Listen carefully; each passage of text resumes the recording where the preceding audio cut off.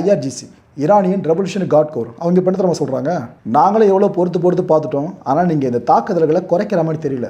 IRGC யாருக்கு சொல்லுது? America படைக்க, இஸ்ரேல் படைக்க சொல்லுது. நீங்கள் குறைக்கிற மாதிரி தெரியல.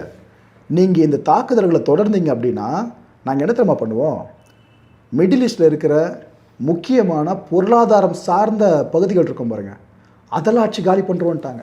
மக்களே, இதுதான் middle ஈஸ்டோட ஹார்ட்டே.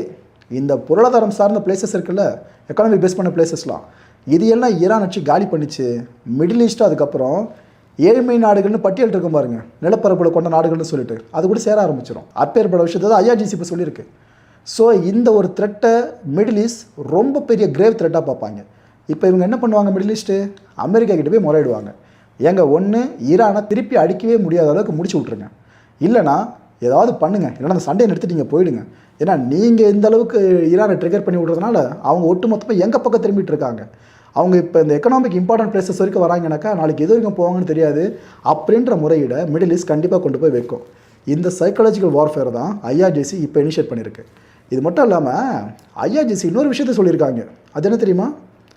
Israel prime minister Benjamin Netanyahu எங்கே இருக்கார், அவர் எங்கே மீட்டிங் போட்டுட்ருக்காரு, இந்த விஷயம் எங்களுக்கு தெரியும்னு சொல்கிறாங்க. ப்ரோ, தெரியும் தானே சொல்கிறாங்க, இல்லைன்னா பயப்படாமல் இருக்குன்னு கேட்டிங்கன்னா, இதே வார்த்தைகளை ட்ரம்ப் சொன்னார், ஞாபகம் இருக்கா? Iran supreme leader Ayatollah Ali Khamenei எங்கே இருக்காருன்னு எனக்கு நல்லா தெரியும்னு சொன்னார். கட் பண்ணிங்கன்னா கமேனி உயிரோடு இல்லை இப்போது. ஸோ ஐஆர்ஜிசி எதை மென்ஷன் பண்ணுறான்னு தெரியுதா? ஓகே.